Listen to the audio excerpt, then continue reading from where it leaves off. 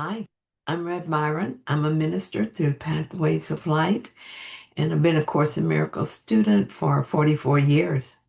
I'm going through the lessons again this year, asking Jesus for clarity, and then I write from that clarity, and that's what I'm sharing with you today.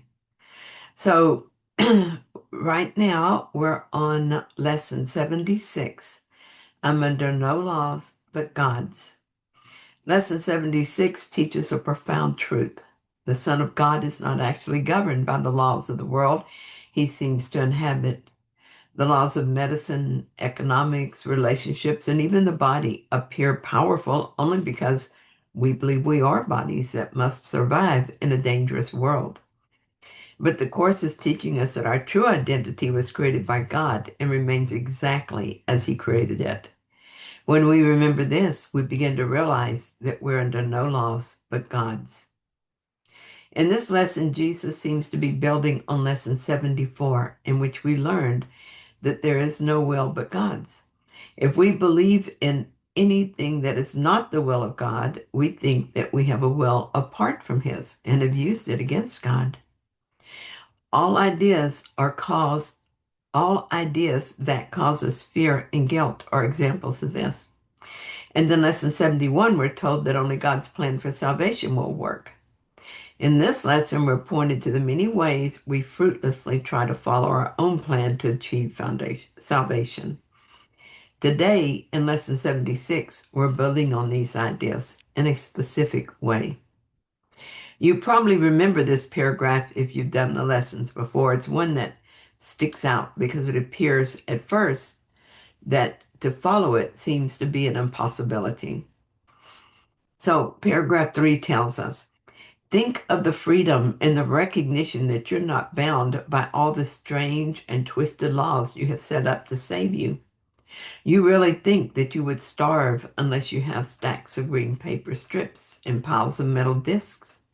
You really think a small round pellet or some fluid pushed into your veins through a sharpened needle will ward off disease and death.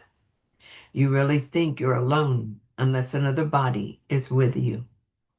So does that mean that we must stop taking medicine and using vaccines? And does it mean we should stop bartering for money? What about the law of gravity? Should we stop acting like gravity exists? I don't think this is a meaning he wants us to take away from this lesson. He goes on to point out that we think we must obey the laws of medicine, of economics, and of health, because to be saved, we must protect the body. The mistake is not that we appear to use these things, but that we believe they are the source of our safety. He tells us that this is madness. Here's the truth. The body is endangered by the mind that hurts itself. The body suffers just in order that the mind will fail to see it is a victim of itself. We're trying to cover up the fact that the mind is attacking itself. The body merely shows us the result. This is a purpose we've given the body. Only the mind needs to be healed of this insane thinking. I notice that as I let go of the belief that I am the body and the belief that I must suffer for my sins, I stop using the body to prove the opposite. This is not a complete reversal in thought as yet, but getting there. I understand now why sickness occurs, and thus I'm more likely to notice the error in my thinking. When it occurs, I remember that I'm under no laws but God's. He would never see me as anything but His perfect creation. That is His law. I can anticipate the time when I will not identify at all with the body.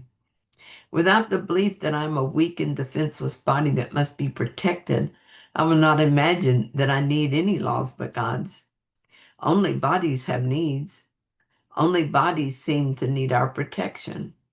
It's not the laws of medicine, of economics, and of health that are the evil we must avoid.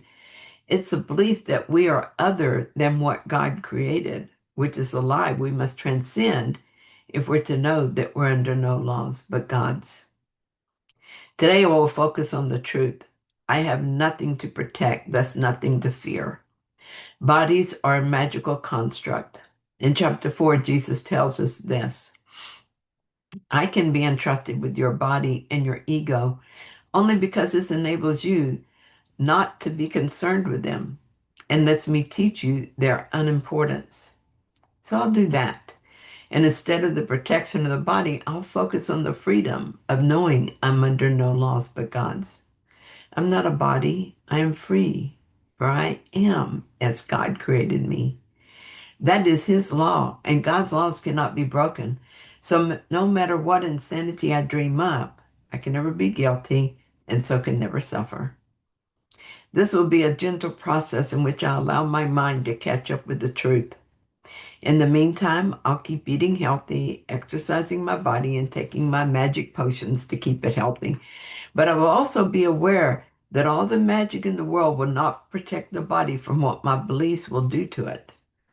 I will recognize the thoughts of guilt and fear that ravish the body and are the reason the body needs my attention, and I will forgive them and let them go.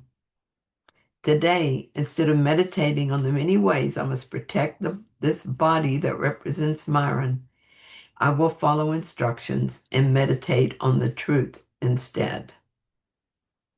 Hear him who tells you this, and realize how foolish are the laws you thought upheld the world you thought you saw. Then listen further.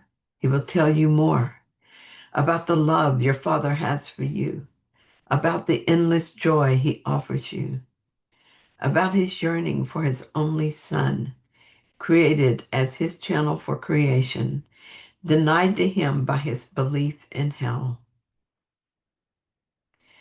Thank you so much for joining me in this reading.